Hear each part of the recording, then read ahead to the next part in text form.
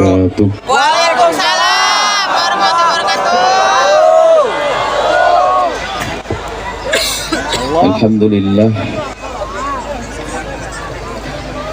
alladzi allafa baina qulubil mu'minina fa asbahu bi ni'matihi ikhwana.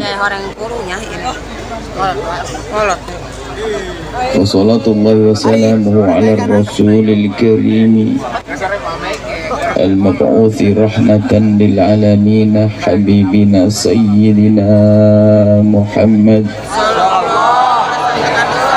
ala alihi al-mutahharin wa ashabihi at-tayyibin wa tabi'ina lahum bi ihsanin ila yaumiddin. Allahumma ya Rabbana alif baina qulubina wahdina ya Rabbana subulas salam wa najjina minadh dhulumati ilan nur. A'inna ya Rabbana ala tathhiri qulubina. Allahumma ya Rabbana inna na'udzu bika minal hiqdi wal kibri war riya'i wal ujbi wa hubbid dunya. Ij'alna ya Rabbana minal mutahabbina fik wa minal mutazawirina fik wa minal mutajalisina fik wa minal mutabadilina fik innaka anta ala kulli syai'in qadir. Allahumma ya Rabbana arzuqna taubata qabla al-maut wasyahadata 'inda al-maut wal jannata ba'da al-maut. Amma ba'd. Yang sangat kami cintai, kami muliakan hamba-hamba pilihan Allah, semoga kami kepada Allah bahwa tidak ada yang hadir di tempat mulia ini kecuali hamba pilihan Allah. Lintaskan panjatan doa di dalam hati masing-masing dengan serius. Panjatkan doa dengan serius. Semoga seperti itu Allah telah mengumpulkan kita saat ini.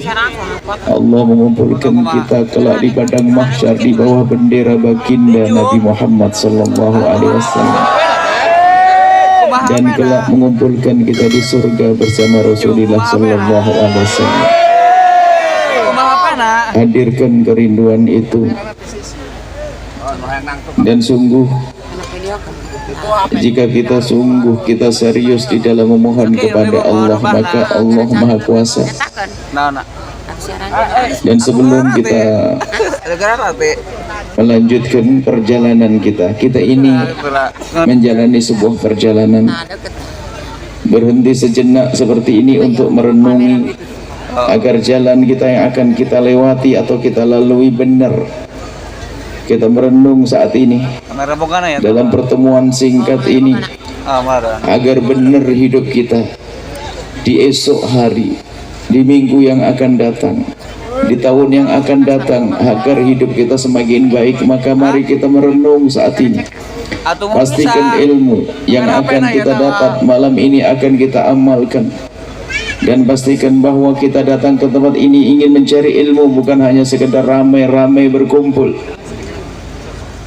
Kemudian sebelum kita mulai pengajian ini harus ada kesepakatan di antara kita. Kalau tidak ada kesepakatan ini, maka pertemuan ini sia-sia.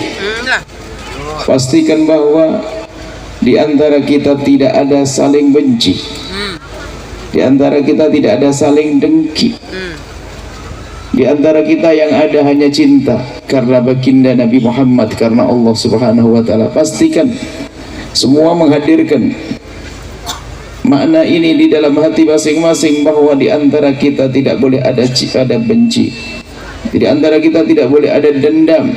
Sebab kalau di hati kita ada benci, maka ilmu tidak akan bisa pindah dari siapapun. Biarpun seandainya seseorang itu belajar dengan seorang nabi, paling hebatnya Nabi, paling bagusnya Nabi yaitu baginda Nabi Muhammad sallallahu alaihi wasallam. Akan tapi jika di dalam hatinya tidak ada kecintaan, tapi adanya hanya dengki, maka sesungguhnya dia tidak akan dapatkan ilmu. Seperti contoh pada zaman dulu adalah Abu Jahal. Abu Jahal adalah bukan orang yang tidak pandai, dia pandai dan dia selalu melihat Nabi, dia hadir di majelis Nabi, dia kumpul dengan Nabi. Akan tapi ternyata hatinya kotor dengan baginda Nabi. Ada dengki tersembunyi di dalam hati Abu Jahal. Maka biarpun dia menghafal ilmu dari baginda Nabi, ilmunya tidak menjadikan dia mulia, bahkan menjadi sebab Abu Jahal manusia terendah. Maka pastikan kita tidak ada benci di antara kita, yang ada hanya cinta. Dan itu yang harus kita bangun dalam hidup kita. Kita merayakan kemerdekaan negeri kita, Republik Indonesia yang ke-78. Merayakan apa? Merayakan kemerdekaan. Dan sudahkah kita paham makna merdeka? Merdeka itu di saat kita tidak diperbudak. Untuk menjadikan diri kita itu tidak diperbudak, kita harus tahu dong, diperbudak oleh siapa.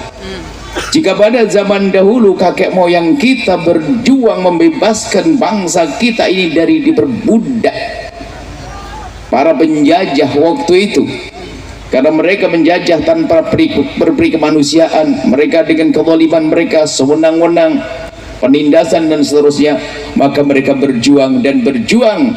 Pahlawan-pahlawan kita berjuang untuk memerdekakan bangsa ini, sehingga untuk anak keturunan beliau-beliau ini akan tetap hidup dalam kemerdekaan, tidak dalam ketertindasan dan dalam kezaliman. Mereka berjuang karena mengerti penindasannya dalam bentuk apa, musuhnya kayak apa, kezaliman, perbudakan bentuk apa. Mereka sadar, makanya berjuang seperti itu. Akan tapi zaman ini juga ada penjajahan-penjajahan baru yang harus kita sadari.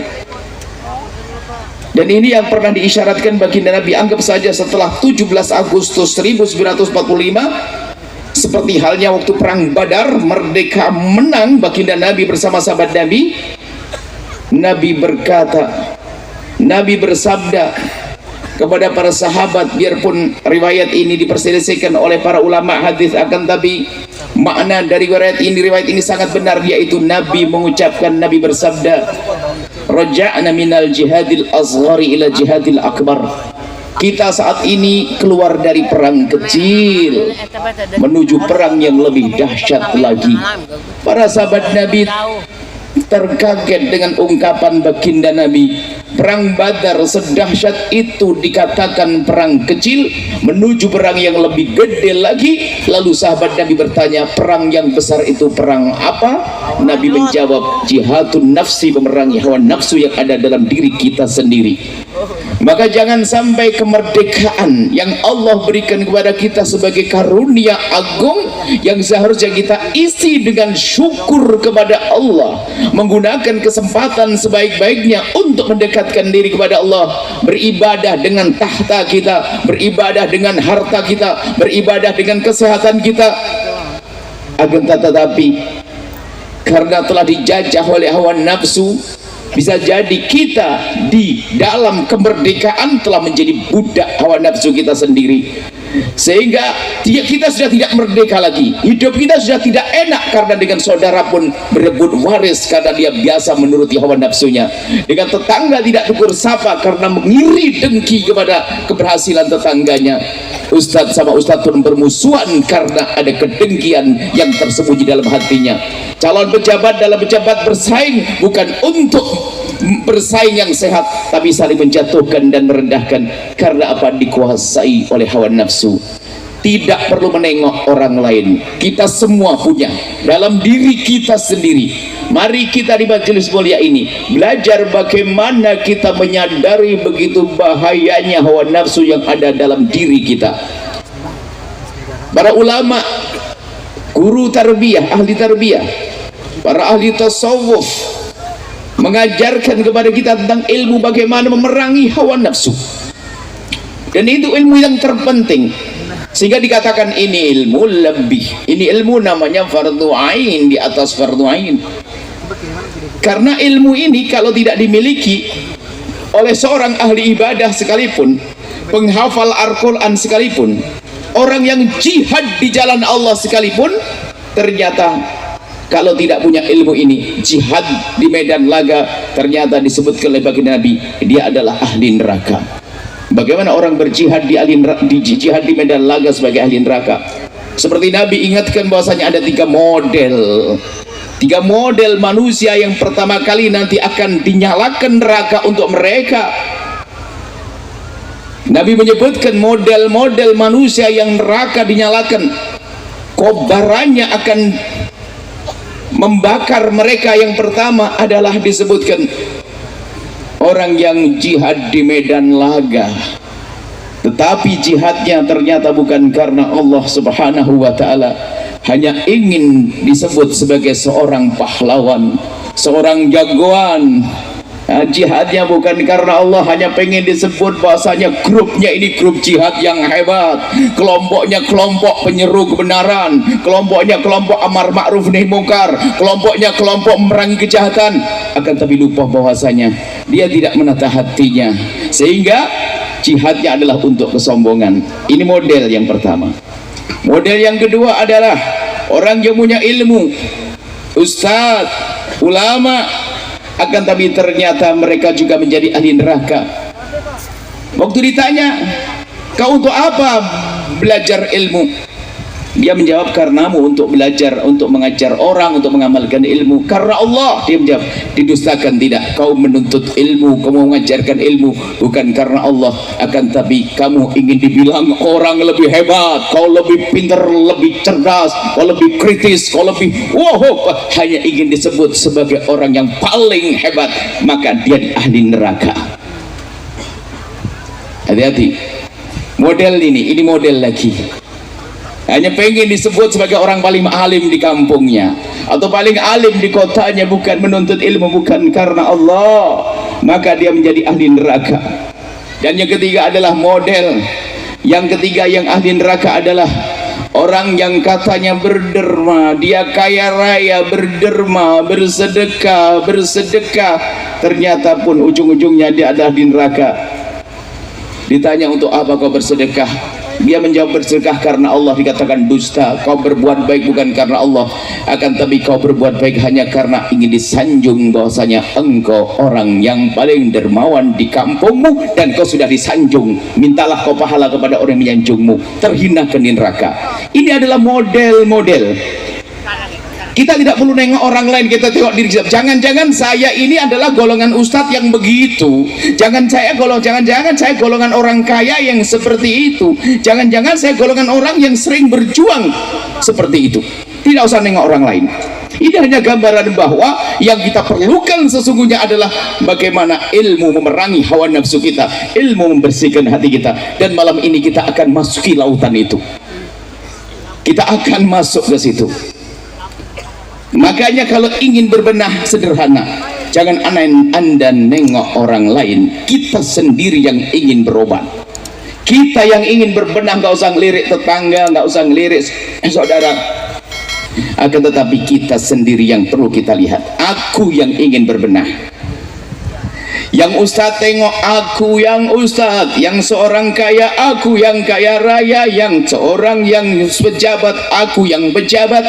Nggak usah nengok orang lain, karena kisahnya kita datang ke sini, kisah kita ingin selamat. Saya ingin benar. Maka kemerdekaan negara kita, Republik Indonesia, harus kita isi. Yang kami serukan di tahun ini adalah mari menebarkan kedamaian. Jadi juru damai. Damai di dunia itu sebetulnya mukaddimah kedamaian nanti di akhirat. Tapi orang tidak akan bisa membuat kedamaian, mewujudkan perdamaian di semesta ini, di negeri ini, di kota kita, di rumah kita sendiri, kecuali memang hatinya telah damai. Kuncinya ternyata dalam hati kita sendiri. Yang biasa ribut di luar itu, biarpun atas nama agama atau politik, dia suka berantem sama istrinya, nggak usah banyak tanya. Karena memang hatinya kotor, hati ribut, bukan hati yang lembut, bukan hati yang penuh kasih, bukan hati baginda Nabi, tapi hatinya hati yang keras, hati yang kotor, dikuasai dengan kebencian, kedengkian, dendam. Dan mari kita malam ini berusaha untuk memangkas kebencian, kedengkian, dendam di dalam hati kita. Kalau kita pikir dengan akal kita kan aneh, bapaknya sama, ibunya sama, kenapa tidak tegur sapa, kenapa berantem? Rebutan waris. Ustadz dengan ustadz tidak tegur sapa, akidahnya sama, manhajnya sama, ahli sunnati wal jamaati sama, sufiyahnya sama, asyariyahnya sama. Kenapa kok kalau berpapasan matanya tidak bisa sejuk pandangannya? Kenapa itu semuanya terjadi?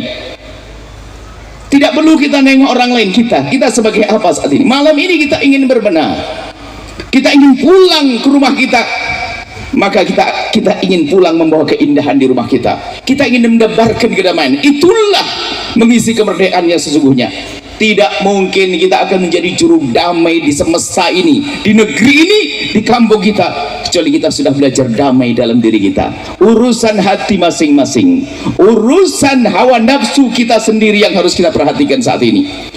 Ayo pelan-pelan kita tengok diri Anda. Caranya kalau berobat kan bukan kita melihat sehat badan kita sehat dulu, cari penyakit ya. Ya repot adalah orang yang tidak tahu penyakitnya, yang tidak tahu penyakitnya bagaimana bisa berobat.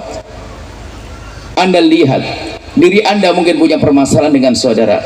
Hei hamba Allah, kalaupun Anda hari ini seperti ahli neraka karena Anda berebut waris, karena berebut waris adalah ahli neraka yang berjalan di atas bumi. Kalau ternyata Anda orang semacam itu, kami husnudzon malam ini Anda akan berubah. Anda akan damai dengan keluarga Anda. Anda yang ustadz yang saling dengki, tidak senang ustadz yang lain maju, tidak tahu dengki karena apa, itu adalah orang yang setiap hari habis pahalanya, bisa saja menjadi orang bangkrut. Ternyata di akhirat nanti nggak ada surga baginya. Tapi kami husnudzon, datang malam ini insya Allah kita jadi ahli surga semuanya. Yang pejabat yang selama ini bersaing dalam dunia perpolitikan, mungkin berebut kekuasaan dengan kejahatannya, kami husnudzon yang berkumpul di tempat ini insya Allah, kalaupun berebut kekuasaan adalah dengan cara yang sehat karena Allah subhanahu wa ta'ala, sehingga mereka selamat. Maka sekarang kita perlu menata hati kita. Ini yang paling penting, damai. Ayo bagaimana hati kita damai? Hati damai itu, lihat indahnya orang yang punya hati damai, kebahagiaannya tuh tidak pernah berhenti. Orang selama ini mungkin menganggap bahagia itu di saat aku bisa beli motor, beli mobil, bisa bangun rumah, itu mah biasa. Tapi lebih dahsyat lagi adalah Anda tidak keluar uang tapi Anda bahagia. Cukup Anda melihat tetangga bangun rumah, Anda ikut senang. Tetangga beli mobil, Anda ikut senang. Tetangga sukses, Anda ikut senang. Nggak pakai modal, itulah orang hebat. Tapi sebaliknya, lihat itu si bodoh. Si bodoh tetangga beli mobil, sakit hati dia. Mobil dapat duit dari mana dia? Mobilnya tidak nabrak dia, juga mobil sebannya tidak nginjek, tidak menindas, menggiles kakinya, lampunya tidak menyemprong mengenai matanya, lampu tidak, itu semuanya. Tetapi cukup melihat mobilnya saya sudah. Kalau Anda orang semacam itu, ingat Anda parah, Anda punya penyakit berat. Kalau Anda tidak segera obati, Anda akan tersiksa. Ujung-ujungnya adalah neraka. Itu namanya dengki.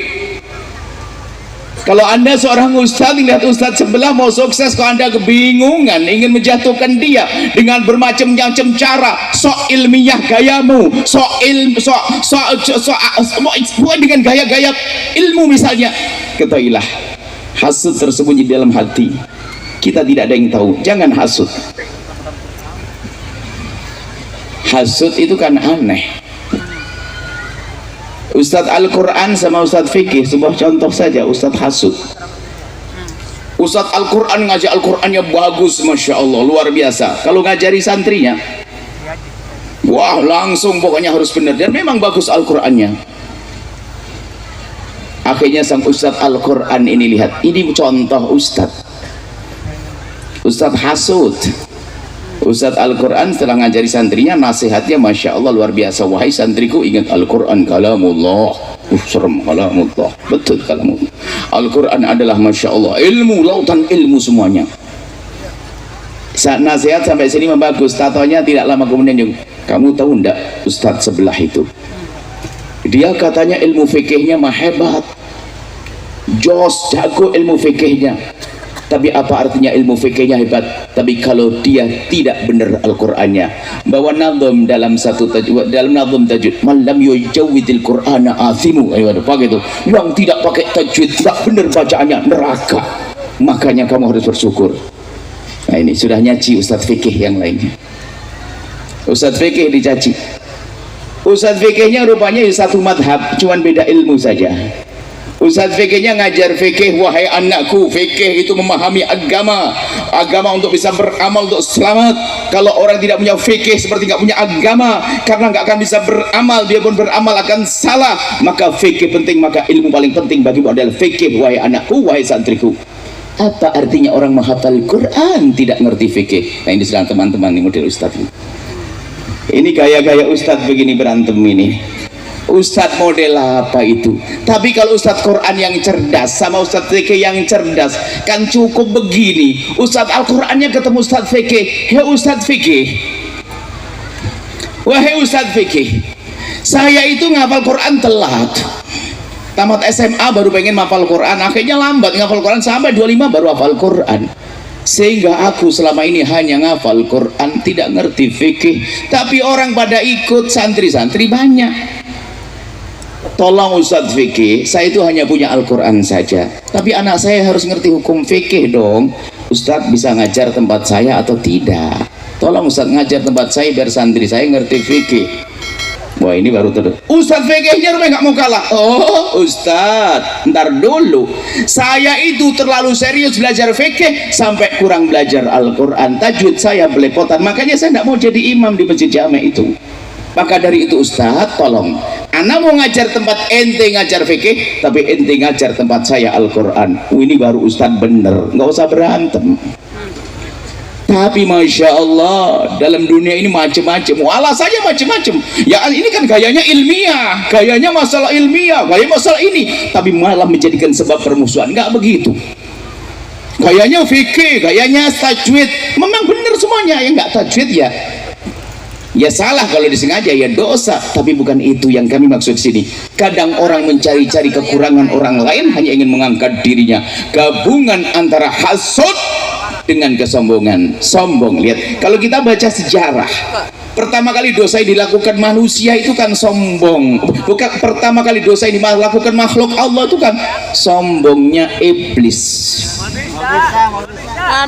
Sombongnya iblis. Kemudian setelah itu dilakukan oleh bangsa manusia setelah di bumi, hasudnya anak Adam, kisah Qabil Habil. Jadi hasud sama sombong ini saling intai.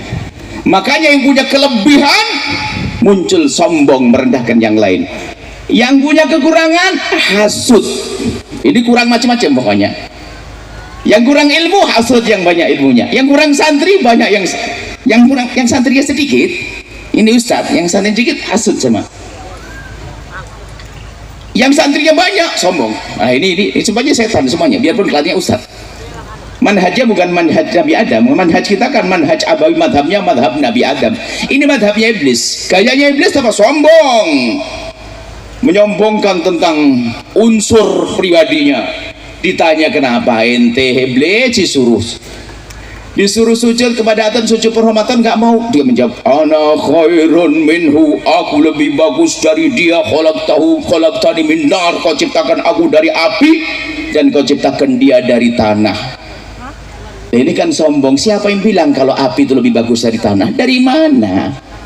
Ini merasa lebih hebat, ini lo muncul di sekarang ini banyak madhab iblisi, bukan madhab abawi, bukan madhabnya Nabi Adam. Oh, kita itu anak Adam kok ikut madhab iblis. Nggak usah ngoreksi orang lain, saya perlu koreksi diri saya sendiri. Anda nggak usah ngoreksi orang lain. Saya Sekarang tengok apa yang Allah berikan pada anda. Jangan-jangan gara-gara kelebihan itu sombong. Jadi kalau sombong itu karena kelebihan, di saat nggak punya maka dia menjadi hasud. Yang hasud kan orang fakir karena tetangganya kaya, kan gitu. Dia fakir nggak punya, atau dia santrinya lama bangun pondok nggak banyak-banyak santrinya. Itu ustaz baru kok santrinya banyak, mulai hasud dia. Nah kalau sudah hasud macam-macam sebabnya. Kalau sudah ada penyakit hasud, maka disebutkan hadis Nabi, al-hasad itu ya'kulul hasanat kama ta'kulun nar hatab. Kalau sudah ada di hati kita itu hasud, dengki, itu menghabiskan amal. Kenapa kau menghabiskan amal? Karena hasud, dengki di dalam hati itu mengundang dosa-dosa yang lainnya. Kalau sudah orang dengki, Bu, Pak, itu biasa aja menfitnah, mencari-cari kesalahan, pokoknya bikin orang deh jadi mengusui dia deh. Kalau di kampung dulu, Bu, misalnya kalau tetangganya kaya raya, itu dibilang langsung korupsi kalau dia pejabat, kan gitu kan? Pejabat korupsi, padahal kita nggak tahu dari mana kita tahu korupsi. Pokoknya ya pejabat baru pasti, apalagi baru pejabat 6 bulan aja sudah beli motor, pasti korupsi karena dia pejabat. Tetangga sebelah kaya raya bukan pejabat, bingung dia. Pasti dia punya tuyul. Nah, dia ada model begitu. Nggak tahu kapan dia ketemu tuyul, kayaknya dia jadi tuyul juga pernah dia. Jadi model-model begini ada hasud. Ini penyakit di masyarakat kita. Maka ini terjadi kepada orang yang bodoh, orang alim, pejabat tinggi, kecil sama. Jadi dua, awas, hati-hati. Di saat diberi kelebihan menjadi iblis, sombong.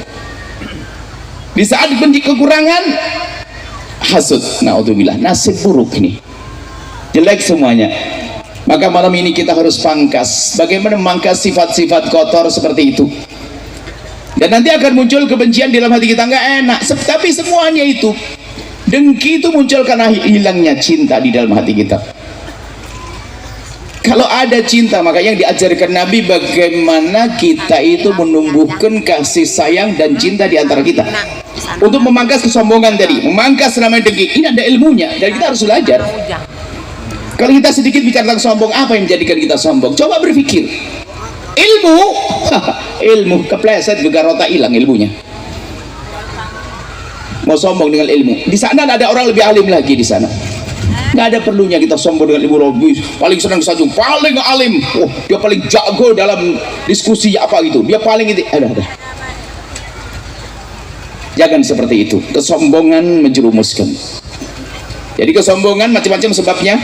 Kalau Imam Ghazali menyebutkan orang sombong, maka nanti hasudnya itu kebalikannya.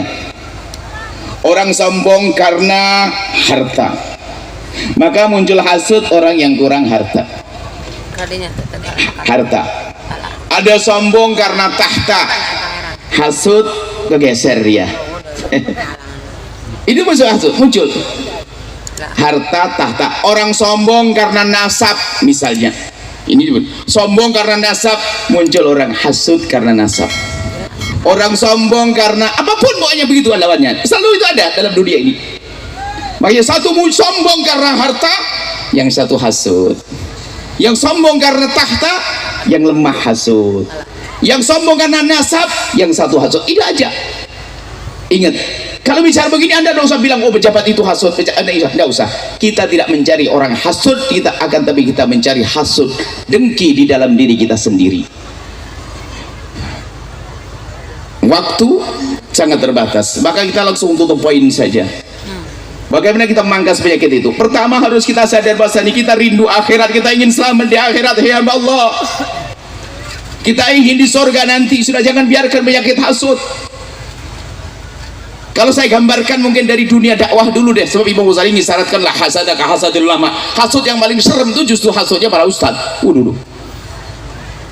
Hasud paling serem. Saya tidak bicara yang lainnya karena saya atas nama ustad kayak begitu. Sebetulnya saya bukan ustad ini ya, saya ngiru gaya ustad gitu. Gitu. Halasad hasulullah, hasad. Jadi coba begini loh, kalau kita berpikir sehat, ustad itu kan punya tugas, bebannya ummah, membawa umat, membimbing umat. Kalau seandainya pundak saya 1000 orang, berat.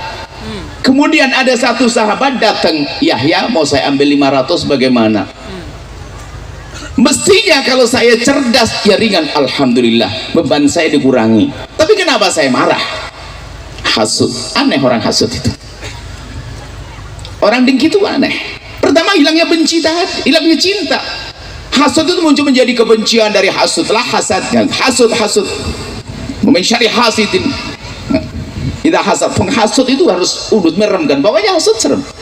Menfitnah, menggunjing, hasud menggunjing, ngomongin dia. Tidak habis-habisnya karena hasud. Gunjing menghabiskan pahala. Menfitnah juga masya Allah menjadikan sebab neraka. Ya, menfitnah, menggunjing, menfitnah. Ya, membicarakan kejelekannya. Ini berbeda lagi. Membicarakan kejelekan, cari-cari kejelekannya. Mencari-cari kejelekan. Coba, kalau muncul hasud hari ini, muncul hasud apapun. Pejabat, sama pejabat. Kalau hasud, mencari kejelekan. Ulama dengan ulama mencari kejelekan. Luluh habis. Sementara mencari kejelekan bentuk dosa. Man tatabba'a aurata ahi tatabba' Allah auratah. Kalau orang mencari-cari kejelekan orang, maka Allah akan bongkar, maka Allah akan juga bongkar. Makanya akan dibongkar. Wa yaftahu walau fi wasti baitihi. Dalam riwayat disebutkan bahwa kalau Rasul bahasanya orang yang mencari-cari kesalahan orang, lihat Allah akan juga bongkar dan akan dipermalukan biarpun di rumahnya sendiri.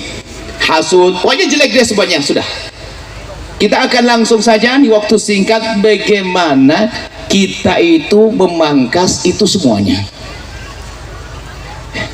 Memangkas itu semuanya. Kita jangan bilang aku tidak punya hasud ya. Wah, Anda bukan manusia lagi, bohong itu. Anda tidak punya dendam, oh bohong. Kita ini punya dendam. Para kekasih Allah itu punya dendam, cuman punya dengki. Akan tapi hebatnya mereka di saat ada muncul dengki di dalam hatinya dan muncul dendam di dalam hatinya, tidak keluar dalam sesuatu yang negatif yang membahayakannya. Akan tapi dirubah menjadi sebuah kebaikan. Contoh, kalau ada seorang alim para kekasih Allah, jika ada orang berbuat jahat kepadanya, dia itu marah sebetulnya. Tapi setelah itu dia tahu saya marah, tapi tidak boleh tampak di zahirku menjadi amarah.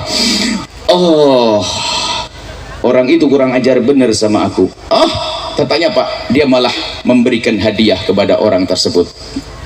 Kan aneh. Hasud. Justru di saat hasud dia lihat tetangganya kok sukses.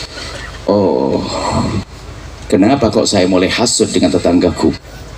Langsung didatangi, assalamualaikum, selamat, insya Allah semakin sukses. Setiap malam didoain. Sudahlah, kalau parkirnya, kalau pelanggan kurang parkir tempat saya, diberangi. Hasud di dalam hati ya sebetulnya semula, tapi malah muncul kebaikan. Itu hebatnya mereka. Jangan berkata aku tidak punya hasud, bohong. Justru kelebihan kita sebagai manusia ada hawa nafsu yang kita perangi, naik pangkat kita. Kita bukan malaikat. Kita bukan malaikat. Anda punya hasud, Anda punya dengki. Cari itu dengki dalam diri Anda. Dengki dengan siapa? Hasud dengan siapa? Dendam kepada siapa? Cari itu, kemudian obati dengan itu juga. Kalau Anda mulai dendam dengan saudara Anda, bergegas Anda ulang dari tempat ini nanti malam, gempur saudara Anda yang Anda dengki, Anda benci itu dengan panjatan doa di tengah malam sepuas-puas Anda. Panjatkan doa, ya Allah berikan segala kebaikan, lapangkan rizkinya, jaga keluarganya. Kemudian di esok hari Anda bisa memberikan hadiah kepadanya dan seterusnya. Kalau Anda seorang ustadz,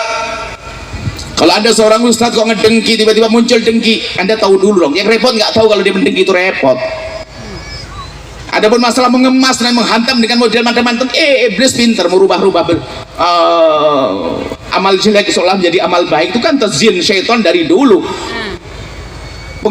Dihiasi oleh syaitan, kadang berbuat jelek seolah-olah jadi kebaikan. Itu kan gayanya iblis. Makanya sudahlah, kita harus waspada. Yang ustadz misalnya, kalau ada dengki dalam hati Anda, tentu seorang ustadz lebih tahu dong seharusnya. Dengki menjerumuskan. Ada, kita punya pesantren, tetapi pesantren tetangga lebih makmur lagi. Oh ya Allah, ini pesantren baru sebelah ini kok semakin gede, ya Allah. Didatangi, assalamualaikum, kasih motivasi. Mungkin seorang kasih tahu, wahai jamaah, itu pondok tolong doain, bantu dan sebagainya. Perangi begitu. Jangan malam dia tahu ini, tahu enggak sekolah di mana, keluar di mana? Saya luar negeri, dia mah lokal. Wah, ini ada model-model nih yang luar negeri sombong dengan luar negerinya. Atau disebutkan pada kiainya, saya muridnya ini, dia belajar di mana? Nah, ini repot. Baik, singkat sebagai pungkasan, sadari dulu kalau Anda pengen benar malam ini, Anda harus berani mencari siapa yang selama ini Anda dengki. untuk damai. Dan siapa yang Anda benci hari ini karena ulahnya dia, jangan biarkan benci itu nyeksa Anda. Benci dengki itu satu paket, kakak adik dia. Makanya benci, ya, dengki itu langsung benci. Kalau sudah ada dengki langsung benci. Maka biasanya sebagian ulama hanya membahas tentang benci saja atau dengki saja. Sebab kalau sudah benci langsung dengki, benci. Benci itu tidak enak, Bu. Coba surat gambarnya benci dengan dengki sama. Dengki itu kalau melihat mobilnya tetangga sakit, melihat rumah tetangga sakit, melihat anak tetangga sukses sakit, dengki. Lihat ayam tetangga lewat juga sakit, itu dia, ayam dia. Sama. Dendam, benci pun juga demikian. Kalau sudah benci, naudzubillah, melihat rumahnya, mau hadir pengajian begini pun jadi terseksa kalau orang punya benci dan dengki. Anggap saja dia ahli pengajian, jago pengajian. Hati-hati ya, orang yang suka berbuat baik setannya juga gede loh ya. Kalau Imam Nawawi, Imam Ghazali menyebut dengan melihat Al-Kashfu wa Tabyin, mengungkap tentang orang-orang tertipu, itu ternyata ranking tertinggi orang yang gayanya ahli ibadah. Orang ahli ibadah, ngapal Quran, kelas-kelas ustadz, itu gampang muncul dengki dalam hatinya. Wah, serem banget itu. Coba saja kita punya gambaran dulu dah, biar nanti cara memangkasnya itu serius. Kalau Anda punya benci, dengki, dendam, itu satu paket di dalam hati. Contoh aja, satu orang menghadiri pengajian, ada seorang ibu yang sangat kelihatannya masya Allah ibadah baik, dengar berita ada pengajian, dan pengajian ini pengajian ustadz yang sangat dicintainya. Tak taunya dia telat, karena telat nggak dapat tempat, berdiri nggak kuat, duduk di tanah, bingung dia, oh toleh sana toleh sini. Tak taunya melihat di depan masih ada tempat kosong. Alhamdulillah, langsung dia bergegas duduk depan. Senengnya dia. Kenapa? Duduk di paling depan. Bukan ibu, maksudnya ibu tidak usah tersinggung ini. Ini cerita. Duduk di paling depan sampai bisa melihat ustadznya. Alhamdulillah. Baru duduk belum 5 menit dengar sang ustadz, sadar ternyata yang di sampingnya orang yang didengki dan dibenci. Sudah mulai miring. Ngapain duduk di sini? Itu udah lihat nasib buruk orang punya dengki. Begitu seterusnya. Ustadz dengan ustadz juga nggak enak. Coba kalau tadi dengan cinta nih, wah pelukan serius nih, sampai sakit dengan saya. Wah ini serius karena cinta. Coba ada dengki. Allah subhanallah. Ini cinta itu indah. Ya itu bilang bangun, nggak usah pakai dengki-dengkian. Bagaimana sekarang memangkas benci dan dengki untuk menjadi damai diri kita, untuk bisa menjadi juru damai pada akhirnya. Bohong jadi juru damai kalau dia tidak bisa damai dalam dirinya. Hatinya masih kotor, jadi damai, pengadu domba pada akhirnya. Cari kawan, grup suami istri juga begitu kan? Kalau sudah suami istri, anggap saja yang punya dendam dia, saya pak mantan istri, mantan suami, anak jadikan klub. Yang satu ikut abahnya, yang satu ibunya, berantem, caci maki, olo-oloan. Loh kok begitu? Dia tidak sadar dong, rusak ibunya, rusak anaknya. Makanya kami sampaikan, hei ibu janda yang baik, yang pisah sama suaminya, kalau ada, nggak usah angkat tangan, saya cukup jadikan anakmu tetap baik sama bapaknya, biarpun bapaknya dolim kurang ajar, nggak usah diracuni anak anda. Setiap hari kau bilangin, bapakmu memang begitu, nggak usah. Tinggal bilang, sayang, kau sudah ngerti tentang ayahmu ya? Karena mesti dengar tentang kejelekan ayahnya. Sayang, ayahmu tetap ayahmu sampai kapanpun. Kau berjanji nanti kalau kamu sukses, kau tolong ayahmu ya, kau harus cinta ayahmu gitu. Jangan, tahu enggak ayahmu, masya Allah, mulai kamu di perut dulu, enggak pernah. Ini ibu merusak anaknya untuk jadi pendendam, membenci begitu. Kadang seorang bapak juga begitu. Tahu enggak ibumu itu? Ibumu tahu enggak? Enggak boleh begitu. Karena ini adalah permasalahannya hati tadi, hai hamba Allah. Malam ini ayo kita selesaikan. Serius. Kita belajar serius, bukan hanya ramainya kumpul begini, ramainya gawe. Kita ingin serius. Pulang kita harus ada sesuatu yang kita kerjakan di rumah kita. Amin. Pangkas benci dengki dendam tadi. Kenapa? Nggak akan mungkin kita jadi jurang. Biarpun katanya jadi ustadz pengadu domba, mulutnya menjadikan orang bermusuhan, lesannya menjadikan orang saling benci. Karena apa? Tidak dari hatinya, yang hati yang punya mata kasih, matanya bukan mata kasih, hati yang penuh kasih, seperti yang diajarkan Nabi SAW. Baik, setelah kita menyadari bahwasanya benci dengki itu adalah kayak begitu tadi, kesombongan juga itu. Jadi ingat, rambu-rambu dulu ya. Sombong karena kelebihan biasanya, kebalikannya adalah dengki, begitu biasa sudah. Kalau kan dengki biasanya lagi lemah dia, sombong benar lagi unggul. Makanya kalau orang sombong itu di saat dia lemah jadi pendengki, kalau orang pendengki di saat sukses jadi sombong. Hati-hati, semuanya jelek. Itu si pendengki kalau ternyata sukses, oh paling sombong manusia itu. Kalau ustadz kayak orang paling ustadz Jawa Barat. Ini kalau mana? Banten ada saya Banten baik semuanya insya Allah. Baik semuanya orang Banten. Misalnya saja, jadi itu. Baik sekarang ayo, wahai hamba-hamba yang dalam diri anda merasa punya dengki. Dan jangan ada setelah itu berkata aku tidak punya dengki. Anda harus merasa punya dengki hari ini. Anda Anda lacak, pulang ke rumah masing-masing. Siapa kira-kira orang yang paling benci yang ada di hati Anda? Saya tidak senang dengan dia. Saya ingat urusan kita dengan Allah dan Rasulnya. Kita ingin selamat, jangan sampai gayanya ahli ibadah, gaya ustaz, jamaahnya banyak, yang dengar pada nangis tapi hatinya dengki. Neraka nanti. Tertipulah dia. Ayo sekarang serius belajar singkat di majelis mulia ini. Pertama dan utama, setelah Anda ketemu orang-orang semacam itu, Anda harus sadar kalau dia umat Nabi Muhammad sallallahu alaihi wasallam. Marah boleh di saat ada permasalahan, tapi tidak boleh berlarut-larut menjadi dendam.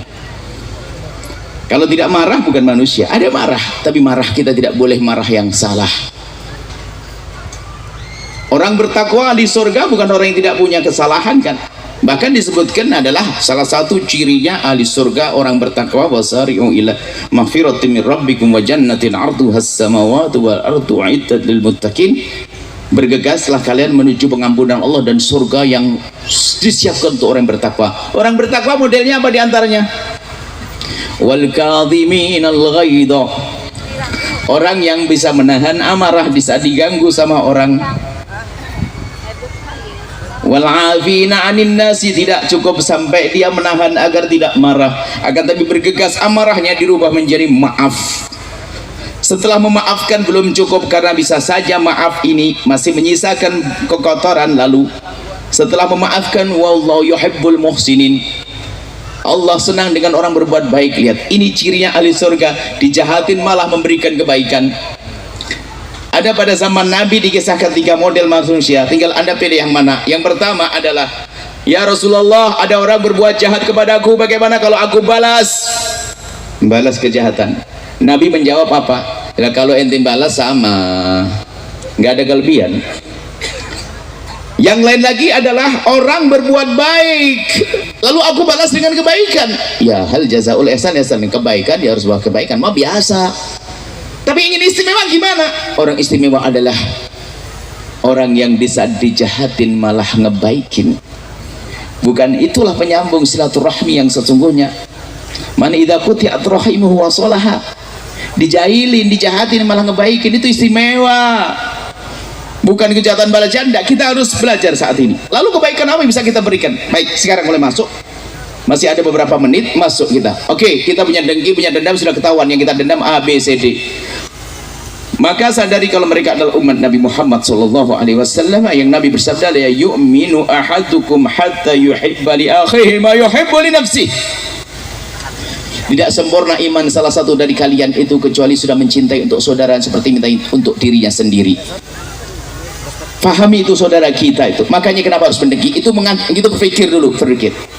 Cuman setelah berpikir kadang belum cukup, maka harus kita asah setiap malam. Lah ini pengasahannya ini.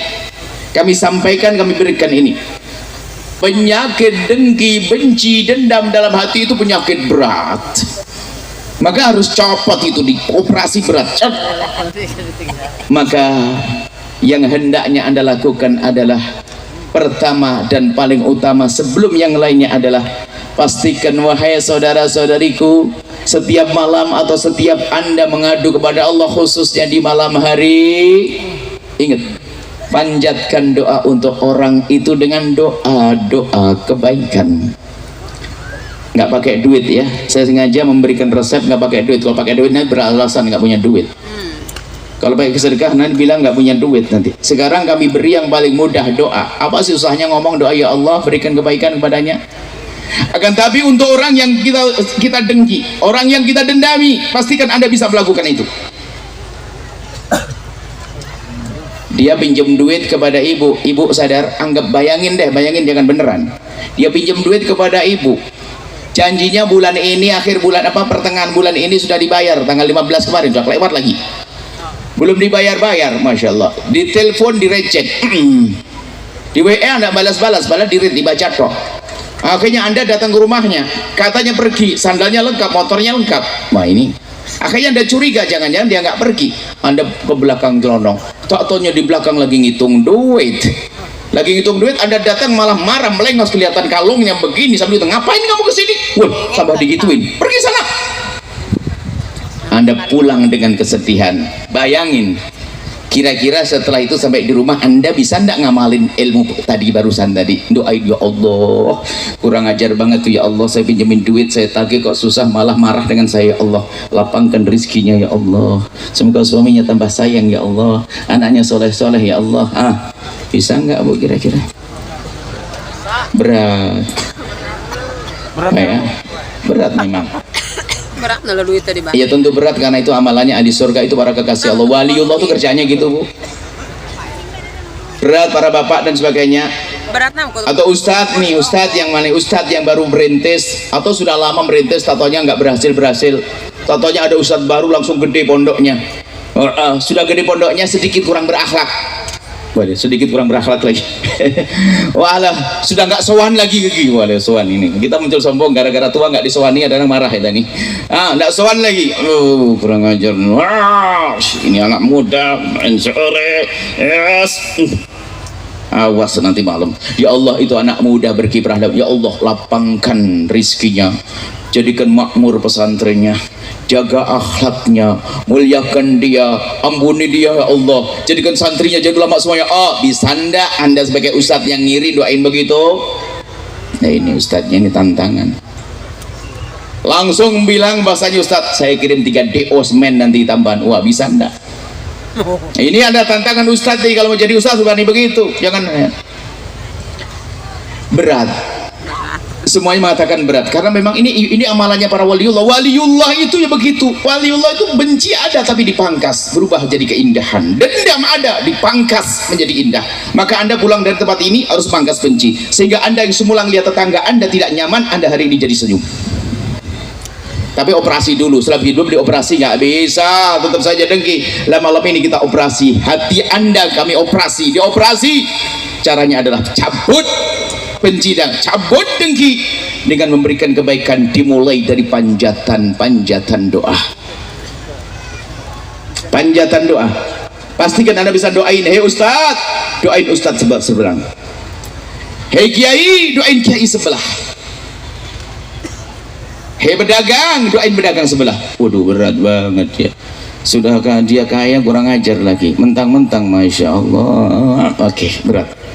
Mendoakan memang berat karena pekerjaan para waliullah. Kalau sholat 10 rakaat bisa saja semalam di program, nanti setiap 2 rakaat kasih satu mangkok soto, sudah oke lah. Tapi ini pekerjaan berat, ini bukan main-main. Para waliullah, kerjaan waliullah adalah membersihkan hati. Mereka lah yang datang pada Allah biqalbun salim, salamatus sudur, hatinya bersih, itu wali. Biarpun orang baca kitab Ihya Ulumuddin dengkinya ada banyak begitu loh. Imam Ghazali yang isyaratkan, bukan saya. Imam Ghazali punya Ihya.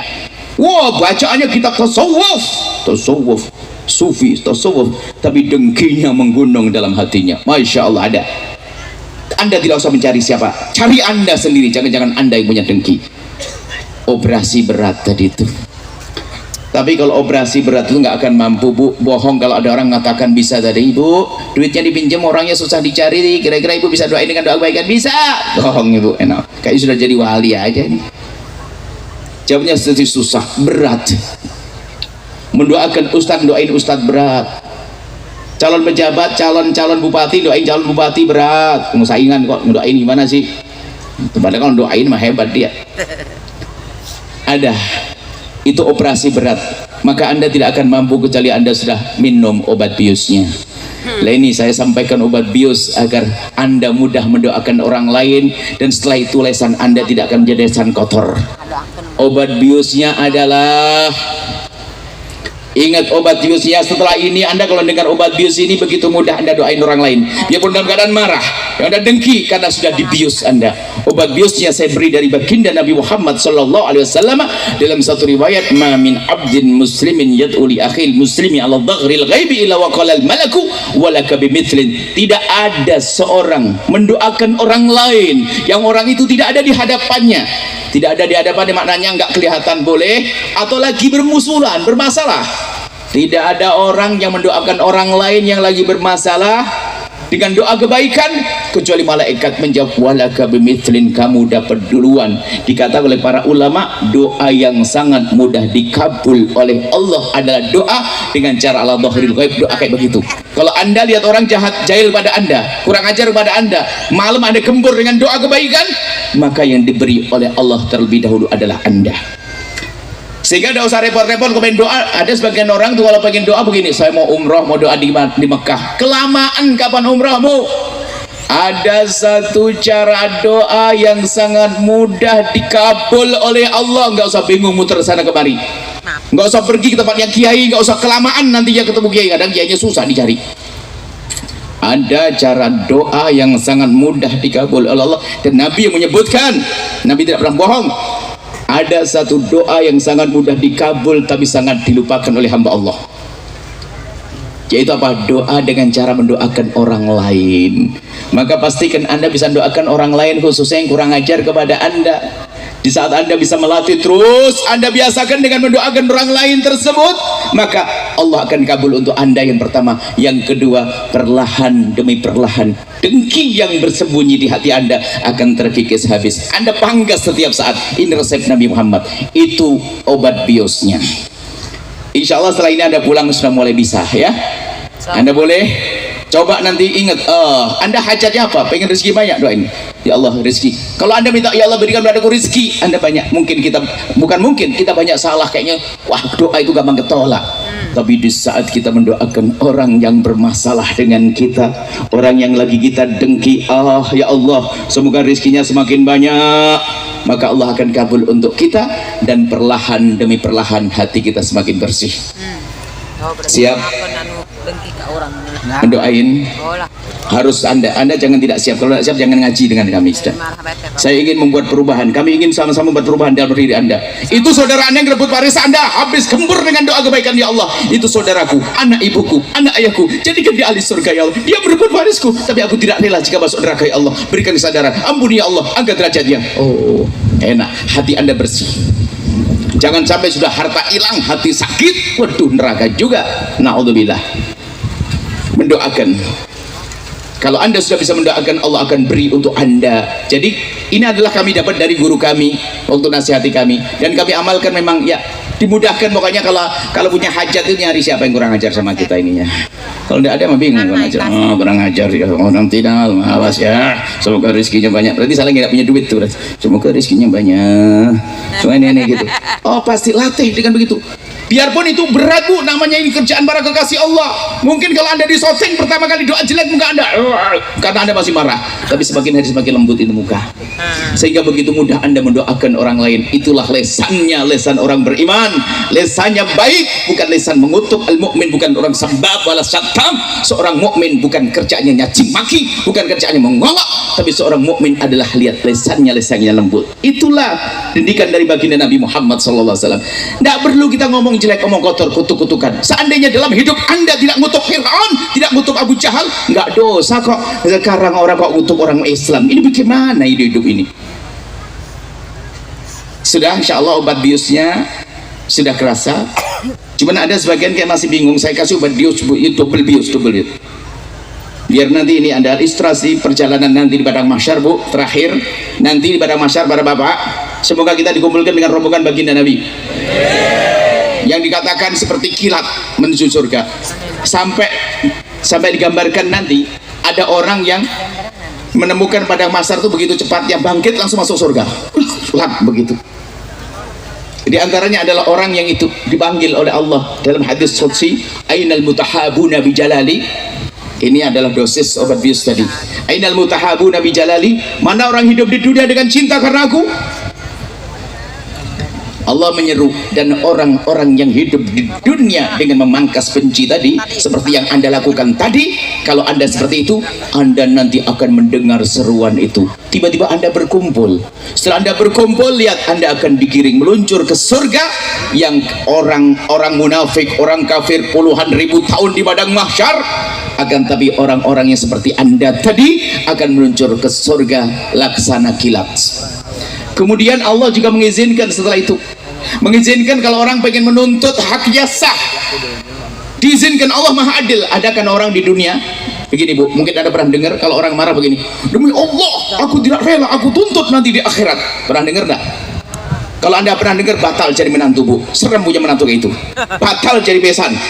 Jangan punya menantu kayak begitu, jangan punya besan kayak begitu, jangan punya mertua kayak begitu. Masa hidupnya mendendam begitu, demi Allah aku tidak rela, aku tuntut nanti di akhirat. Ya serem manusia ini. Gambaran nanti di padang mahsyar seperti itu. Pendendam atau orang ingin menuntut, diizinkan menuntut, diizinkan menuntut. Sampai ayam jago yang zalim dengan jago yang lainnya diizinkan. Saya bayangin saja Bu, bayangin kemudian saya itu pendendam di dunia ini, saya marahlah, tawas tak tuntut akhirat, tuntut akhirat, tuntut akhirat. Diizinkan saya untuk nuntut di akhirat. Tak tuntut si A, si B, si D, katanya belum beres. Setelah selesai saya noleh, rombongan tadi sudah di surga, saya ketinggalan. Karena begitu saya mikirlah, ndak usah deh saya marah-marah dengan umat Nabi Muhammad. Daripada saya terlambat, mending saya maafkan mulai hari ini. Kalau ada orang berbuat salah padaku di masa lalu, urusan pribadiku. Jika ada orang berbuat salah di masa lalu atau yang akan datang, sudah saya maafin deh. Apapun deh, saya tidak mau deh nuntut di akhirat, nanti malah ketinggalan. Yang berbuat salah dengan saya, yang akan datang atau yang lalu, sudah saya maafin deh. Asalkan dia umat Nabi Muhammad, saya maafin. Saya tidak mau nuntut nanti repot. Biarpun saya boleh menuntut, saya akan maafkan. Nah ini adalah ini obat bius. Ibu pengen ketinggalan? Pak pengen ketinggalan di padang mahsyar? Padang mahsyar itu luar biasa. Belum neraka sudah kayak neraka itu. Panas, gak ada minum. Putih dah hamparan ini. Orang bingung ngalor ngidulnya nggak tahu. Panas berpuluh-puluh tahun, akan tapi orang hidupnya dengan cinta meluncur ke surga seperti kilat. Mau ketinggalan di padang mahsyar? Kalau tidak mau, oke. Lah, amalkan amalan tadi. Jangan membenci dengan sesama, jangan dengki kepada sesama. Urusan pribadi maafkan, mudah maafkan. Menuntut di mahkamah sah, tapi tidak boleh dengan benci dan dendam. Kalaupun berhasil alhamdulillah, kalau tidak boleh jadi benci dan dendam. Ini obat biusnya, insya Allah sudah aman. Kalau sudah pakai obat bius 2 cup tablet begini, kok ternyata Anda masih susah, hei Ustadz, doain Ustadz yang lain kok susah, hei pedagang, doain yang lain kok susah, hei saudara, doain saudara juga susah gara-gara waris. Kalau dia ternyata pakai obat bius 2 tablet tadi, 2 resep tadi, kalau belum bisa, resep terakhir adalah tolong ambil cermin. Ambil cermin, kemudian Anda lihat, dasar kau ini Abu Jahal. Sudah paham ya?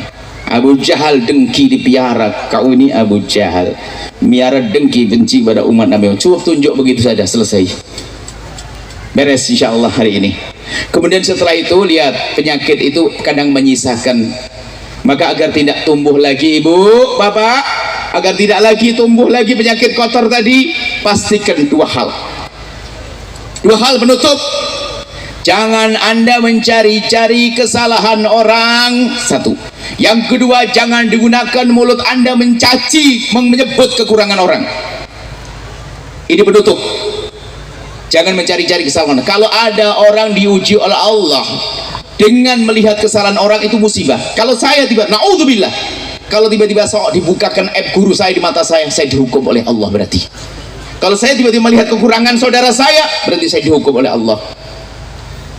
Tapi orang hebat ditutup oleh Allah. Maka Anda jangan mencari-cari kesalahan orang. Yang pertama. Yang kedua, jangan Anda menyebut kekurangan orang lain. Ini berlaku dalam segala kehidupan, termasuk mohon maaf pasangan suami istri. Hei istri yang baik, pastikan engkau tidak pernah menyebut kekurangan suamimu sampai kau mati.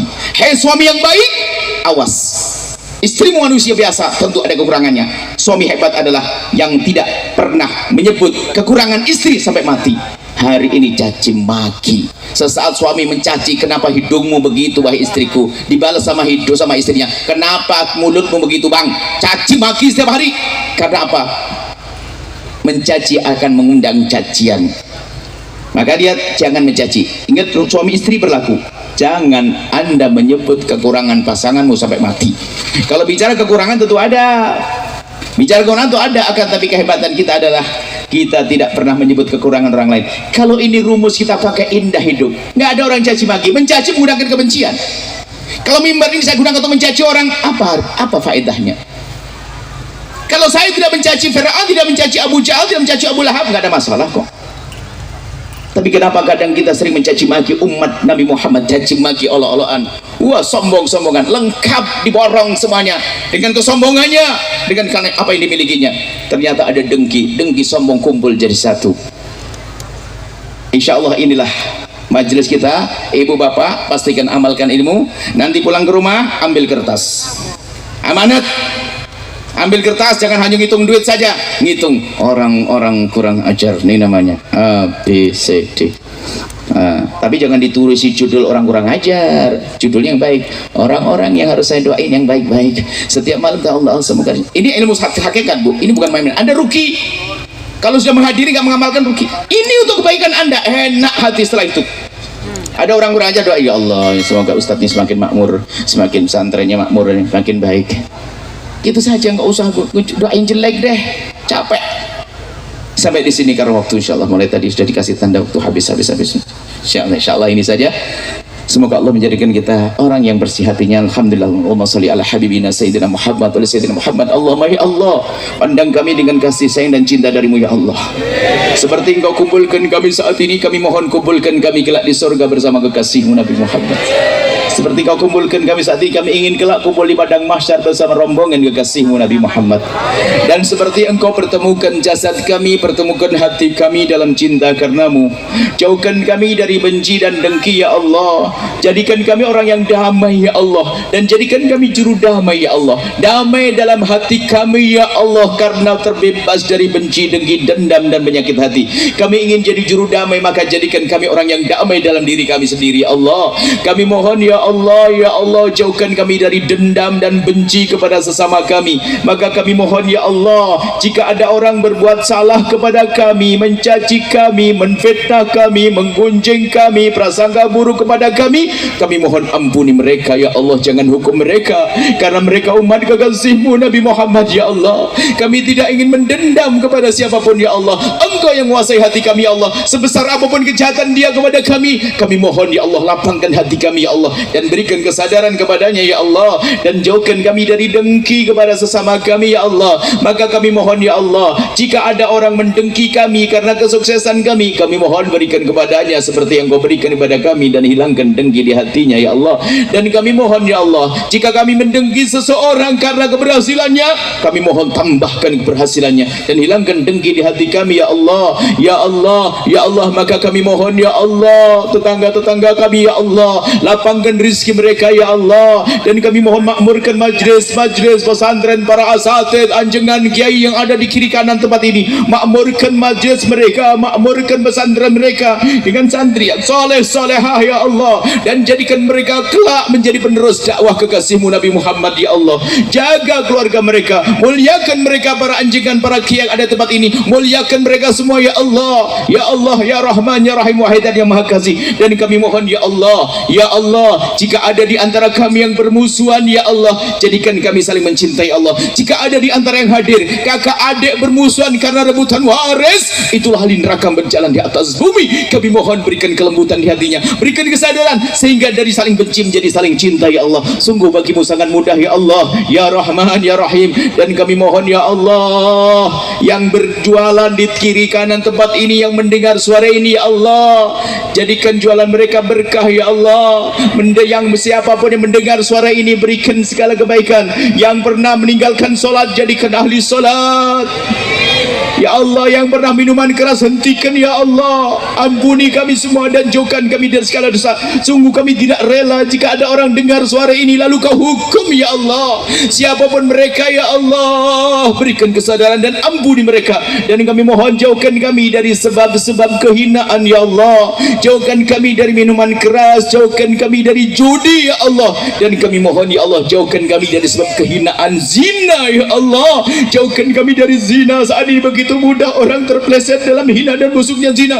Kami mohon jauhkan kami dari zina, bencikan kami pada zina. Dan kami mohon ya Allah, jika ada di antara kami ini ada hamba-Mu yang pernah terpleset dalam hina dan busuknya zina, Kami mohon berikan kesadaran dan ampuni mereka. Tutup aibnya ya Allah. Bencikan kepada zina, buka pintu halal ya Allah, dan tutup aibnya di dunia sehingga di dunia tidak terhinakan, dan tutup aibnya di akhirat sehingga tidak kau hukum. Dan kami mohon jaga lisan kami agar tidak menggunjing mereka ya Allah. Dan kami mohon ya Allah, cukupkan kami dengan yang halal darimu ya Allah. Wujudkan keindahan dalam rumah tangga kami, suami istri yang saling mencintai karenamu, dengan anak yang soleh solehah ya Allah, yang dibanggakan kekasihmu Nabi Muhammad, yang belum menikah dan punya hajat untuk menikah. Kami mohon ya Allah, mudahkan mereka untuk mendapatkan pasangan orang-orang mulia yang kau muliakan, yang menjadi sebab mereka mulia di dunia dan di akhirat. Dan kami mohon ya Allah, berikan kedamaian ketentraman di negeri ini. Dan kami mohon pilih kami untuk menjadi juru damai ya Allah, juru damai di negeri ini Allah, juru damai di negeri ini Allah. Dan kami mohon ya Allah,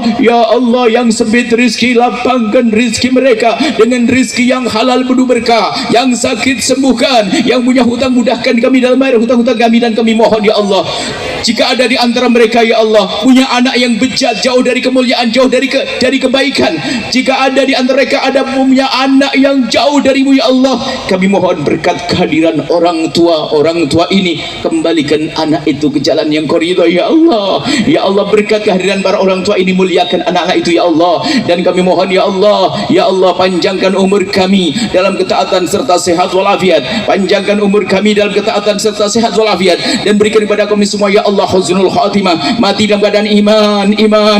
Dan kami mohon ya Allah, jadikanlah ucapan kami di akhir hayat kami kelak, saat Engkau hendak mencabut nyawa kami ingin saat itu ya Allah, hati dan lidah kami mampu mengucapkan kalimat agung dan mulia, la ilaha illallah sayyidina Muhammad Rasulullah, la ilaha illallah sayyidina Muhammad Rasulullah, la ilaha illallah sayyidina Muhammad Rasulullah sallallahu alaihi wasallam. Rabbana atina fid dunya hasanah wa fil akhirati hasanah wa qina adzabannar. Wa sallallahu alaihi sayyidina Muhammadin wa ala alihi wa sahbihi wasallam. Walhamdulillahirabbil alamin. Al-Fatihah.